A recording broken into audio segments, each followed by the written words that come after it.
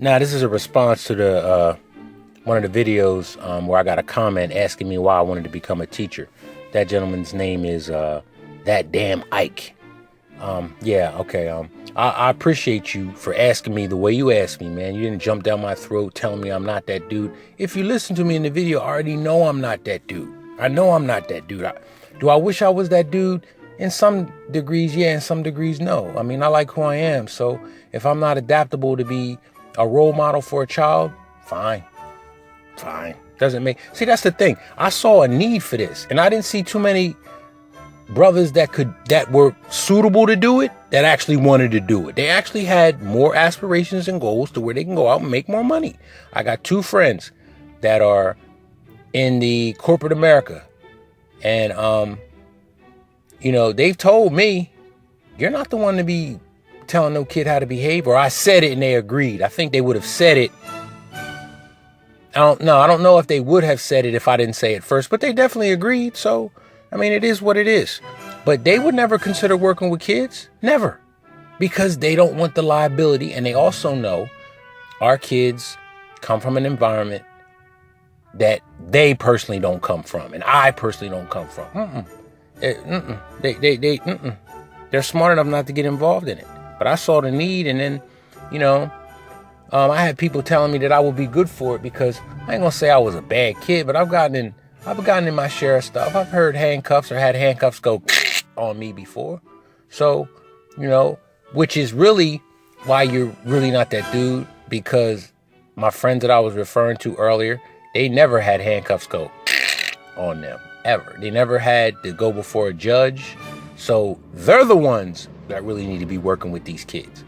But they don't want to. See? You see? Because they already know what I found out. That they come from an environment that there's just too much to sift through in order to get it right, man, for real.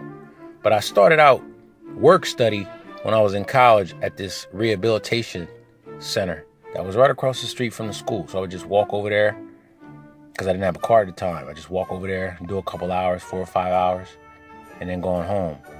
And it was set up to where you got X amount. I think I got like 20 hours a week. And when I did the 20 hours, I couldn't go anymore because I wasn't going to get paid.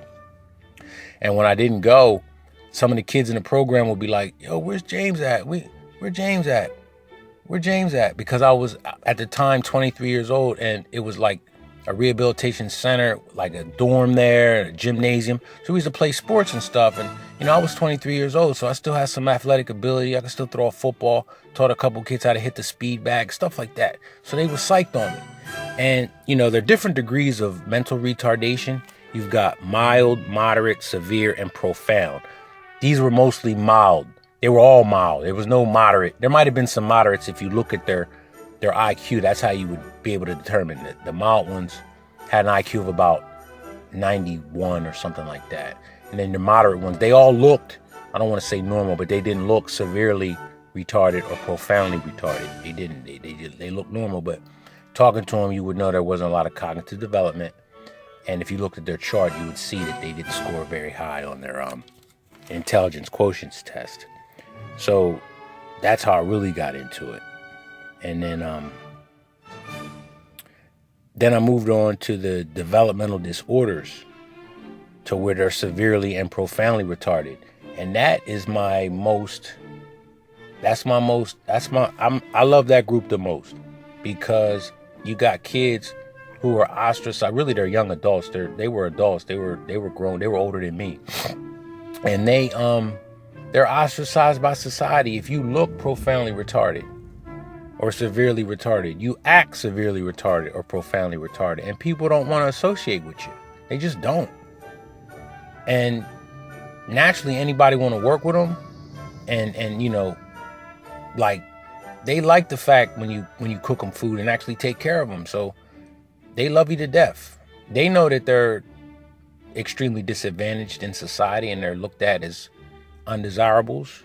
But it's kind of like we had kindred spirits, man. We kind of knew, both of us. It was kind of hard time fitting in for both of us. So we fit in with each other, man. I love my developmental disordered kids. Then I started subbing substitute teaching in various school districts, and I would often see that when I be in the suburbs, the kids were focused and knew what they were supposed to do. They knew to come to school with supplies because their parents would buy them for them. They just knew. They were focused. They had their agenda mapped out in front of them. They were told at home, you need to go to school and perform your best. And then, eventually, get, I don't want to say indoctrinated into what society wants you to be, but that's what it is too. So they know what's expected of them. And then when I go out to the public schools in the hood, they wouldn't have the same type of instruction.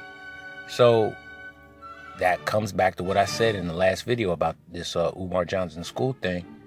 The parents are not equipping these kids with a whole lot to be sending them to school in the first place. So, but like I said, I saw a need. There's no need for me to be out in the suburbs where the kids already know. There's no need there. The only thing that would have been good for those kids out there was that they saw a black man that wasn't stereotypical and on the street. But I don't need to be an example for suburban kids, whether they be white or black. Not an example. It'd be easier to be an example to them because I wouldn't have to discipline them as much. When I gotta discipline a kid or the kid's being disrespectful, I'm gonna have a different approach with one of them hood kids because I know that they gotta be reached, or they're only gonna be reached a certain way. It's a shame that I wouldn't say yelling and definitely not cussing at no kids, but raising your voice and all that. I think that might be the way our kids understand, man. But nonetheless, that's not the way you go about doing it. Then I worked in the detention center for 12 and under. And we'd have to do group sessions. So when we did a group session, I would often incorporate education into it. And then I was like, I'm going to just burn and be a teacher, man, do this. Because I really wanted to be an administrator. Because I see myself as a leader. But when it comes down to it, if people oppose my views, I get angry. Just like Umar. Wanting to take it up in the back. Hey, just like Umar. And I heard, I don't want to say the name wrong, but Afro's Fingali's, I heard her say how Umar Johnson was showing pictures of STDs to kids. And I just listened to her video on that. And I'm thinking to myself, that's what I would want to do with these kids. That's what somebody did to me. And you know what? It worked. You know why I know it worked? Because I don't have herpes. That's how I know it worked. So I was like on point with him showing it like that. Like, there's got to be a new radical approach. Like, do we really have time to soft shoe? It is what it is. Like, when I had the in-school suspension room for the longest time. That's when I really got like burnt out with kids that just, it's a shame that a lot of these kids won't admit it, but they think their destination is to end up in prison. They don't think there's any other alternative for them. They don't really know how to say it, but they're just like, I'm in school until I'm old enough to drop out, that I'm going to get involved in gang activity and I'm going to end up in prison. That's the ultimate goal.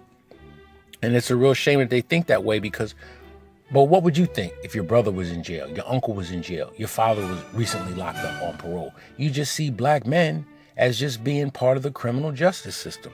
And what's even sadder is we wouldn't even push on our kids. See, that's another thing. In these public schools, they really are not working to be in the best interest of these kids. Let me decline this phone call. They are not working in the best interest of these kids. Let me give you an example. There's an indoctrination process that goes on. If you don't know that school is a microcosm for society, what they're doing is they are prepping you to be a member of society by teaching you to walk on the right side of the hall like you would drive on the right side of the road. All it is a microcosm for society. They're indoctrinating these kids, especially these black kids, by... They're not teaching them how to be men. I don't know how I can explain that any further, but they want to push homosexuality on these kids. The way it is now, it's not you're gay or you're not gay and you know it. What it is we want you to experiment. Find out if you're gay by experimenting with men. Like the political savvy stuff that I said I don't have, I had a kid come to me, and I wasn't particularly fond of this kid, but he came to me and he said, how do you feel about, would you ever be friends with a gay person? And I knew exactly who the kid was talking about, who he was talking about. And I actually liked the kid. His name was James as well, but I liked him. I liked him despite he was definitely gay. There was no doubt about it. He said, would you be friends with a gay person? And I'm like, well, I didn't tell him I knew who he was talking about, but I said, well, in the context of a work environment, we could be co-workers, but he wouldn't be coming to my house at all, and we wouldn't be going out to have no drink. I don't see nothing that we have in common. Women in sports. That's what all men have in common. But the gay men don't have the women in common with the straight men. And if you don't have women in common with me, especially now with me being like black pill MGTOW type, last thing I want to do is be seen with a gay motherfucker. But this was before I was even MGTOW. I was about, 33 then. And when I was telling the principal what happened, you can't say that. You have to give them a politically correct answer of gay people are nice people. They need friends too. Nah, they can be friends with somebody else. That's why I know I'm not that guy. Because some gay kid is going to be offended by that if he hears that. And another story, I had so many instances that could have ended up with me like having to answer questions. I remember subbing again. They send you all over the district, man. I went to this one school. It was in the suburbs, but it had a lot of hood kids. It was a bad school. And, there were two kids that were clearly gay. And I remember they tried to deny being gay. And it was just those two in the room with me, so anything could have been said. But I remember, you need to get off of this. You two are gay. You're messing with each other, and the whole school sees it. I'm substituting here one day a week, and I can see that y'all gay. And they looked at each other. But they didn't have no malice towards me based on what I said. I mean, I was somewhat doing damage control, but I truly meant this. And I said to him, you two are actually nice people. And I'll say this, and I truly mean it, and I truly did mean it. If I was, going to have a party and you guys were old enough to come, I would actually invite you to my party and tell the people that were there to be nice to you, because they'd be able to tell what your orientation was. But I generally like y'all as people, and I truly did. As little young boys, young men, I liked them. I liked them. They weren't problems. They wanted to learn. They just happened to be gay. So I wouldn't teach them. No, I'm definitely going to teach them. But, I'm with black masculinity. I don't like to see black boys effeminized. That's why the white liberals, the white female teachers are probably the worst thing for these kids. That's what I saw too, that these white liberal teachers who can't relate to the children because they don't come from that environment, what they do is they take a young girl fresh out of college and put her in one of them inner city schools. She does the best she can for as long as she can till she's able to get a better assignment at a school, which is like the one that I referred to earlier, where the kids already know what is expected of them and they come to school and they perform. That's what it is, man. Like I remember one time when I was in the in-school suspension room, and that's another thing that says I'm not that guy. You don't verbally go back and forth with no child. You just don't do it. But I haven't learned to ignore ignorance, and I don't think I'll ever learn to ignore it. So I'm not even going to go at that route again. I'm not. But yeah, I was with this kid one time at the high school, and he was a straight street kid too. And you just look in his eyes and see that he had been through some stuff, more stuff than me. So, he's talking to me one day, talking tough to me, telling me that if he ever saw me on the street, that he would make me strip. Okay, all right. So fast forward, I went to the hospital to have an operation to where I wasn't able to drive afterwards. So think about where the operation was, okay? It was a pilonidal cyst was what it was. They had to remove it. So I'm in the car. No, I'm not able to sit down, so I can't drive. So I walk home from the hospital at like 1:30 a.m. I'm coming up the street. We're in the city, in the inner city. I see the boy. I know him. And this is how you know when you know somebody, kids, boys and girls, ladies and gentlemen.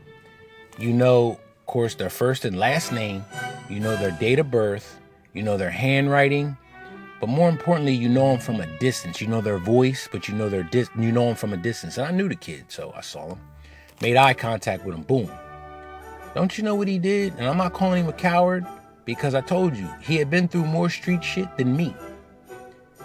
He and his boys, we were walking towards each other. He actually him and his crew, they actually crossed the street and then continued to walk in the same direction. We didn't acknowledge each other. But what is that telling you? It's telling me not that he's full of shit, because I'm telling you, nah, he could do whatever he wanted to do to whoever. If he got a gun, he could do it. But the point is, he got a feel for who I was as a person. And the real reason why I was in there fucking with them kids, and they love you for that, but they're not going to change their behavior and who they are. They're just not going to bother you they're not going to fuck with you as far as bothering you. But the best gig I had was when I taught English in a university setting to some college-bound high school kids. A friend of mine that I've known for almost 30 years got a program out of the college that he was running. Now he got his own business doing it. He wants me to come back, and I don't really want to. We even went on a trip to Europe with some of his kids. Now, his kids are good kids as far as they know what's expected of them, and they know that, you know, there's opportunities out there if they apply themselves. So I love working with those kids. I love working with them. And even though I'm not that guy, I know I'm not that guy. Staff knew I wasn't that guy. Administration knew I wasn't that guy. I got two of the most heartfelt compliments I've ever got in life. I got from this one kid that said, I've been in his program. He was in the in-school suspension room with me for 2 weeks or 6 weeks. He said, I learned more in the 6 weeks that I was with him than I did my entire 6 years in school. That was a heartfelt moment. And that's coming from one of them ISS kids that come from a home that they're not, you know, given good odds that they're going to make it in this world. And then when I was at the university teaching, I went back there the next year just to show my face and say hi. And I had a couple kids come up to me and say, you know, I talked to my dad about some of the things that you told me. And that's what I told him. I said, if you want to question anything I'm telling you about, because I used to tell him things about, I told him how that Trayvon Martin, that George Zimmerman case he wasn't going to get prosecuted the way. I told him a lot of stuff. I told him that welfare was going to be cut. I told him a lot of stuff, man. I told the inner city kids that the welfare was going to get cut. And now I'm sure they're somewhere wondering, or not wondering, but like, yo, that baldhead dude was right, man. We thought he was a lame whack nigga. That nigga basically told us what was going to happen. And it's happening to him. Like the boy that told me that, or told the other students that he learned more with me than he did the entire 6 years he was in school. He's in prison for murder, gang murder, man. And that's another thing. It hurts me when I have kids that end up, okay, I had a kid, like I said, murder. I had 2 murderers, a rapist, and a couple armed robbers, but not to mention the numerous drug charges that these kids got. So it's almost like a defeated purpose. And to be honest with you, the last gig I had was the gig I'm talking about where I had the boy that said he learned more from me than anybody. But I used to come home get home about 3:30, and I'd sit with my head in my hands, and the next thing I knew, I would hear that action news music. You know, Jim Garner and them guys. I'm like, damn, I've been sitting with my head down for almost 2 hours now. Yeah, and the other compliment I got was when I was teaching at the university, man. I used to tell the kids, if you disagree with anything I'm saying, or you don't believe it, or want to see that, you know, the school's really not working in the best interest of you kids, that kind of stuff, go home and ask your parents and see what they tell you. Well, when I went back after the year that I taught there, I had a girl basically come up to me, call me out and say, you know what? I actually asked my father some of the things that you told us. And he told me that we were extremely lucky to have you as a teacher when we had you. You don't know how good that made me feel, man. For real, to get endorsement from an adult who has never seen me, don't know anything about me, but only knows what I've been teaching his kid. Are you serious? Like, that was a major, major, major compliment to me. But I also knew this. I was there saying things that you don't say, and you cannot. I said so many things about homosexuality, people with tattoos. I wasn't on single moms at that point, but I was really on women with tattoos and how that ain't something that y'all want to do, because these were young kids, young girls. Y'all don't want tattoos. Men don't want tattoos on. Men don't want to see a woman with tattoos. That became a problem. But eventually, those same kids that didn't like my brutal honesty, they went back to the dude that ran the program and basically, yo, you got to bring him back. You have to bring him back because he's the realest. You got to bring him back. But at first, they're not going to like that truth that I'm giving them. But anyway, I'm about halfway through what I wanted to say, and this is already going to be a 20-minute video, and I'm not trying. I want everybody to hear it, but it's really geared to the one cat that I referred to at the beginning. But I mean, naturally, I want everybody to hear it because I've been getting a lot of comments about, they've been very negative and makes me want to defend myself. One thing I need to learn how to do is, like I said this, ignore ignorance. Afro Swangali, she don't even respond when people talk stupid and talk slick to her. She don't even say nothing, which is really what you're supposed to do. But I just can't do it.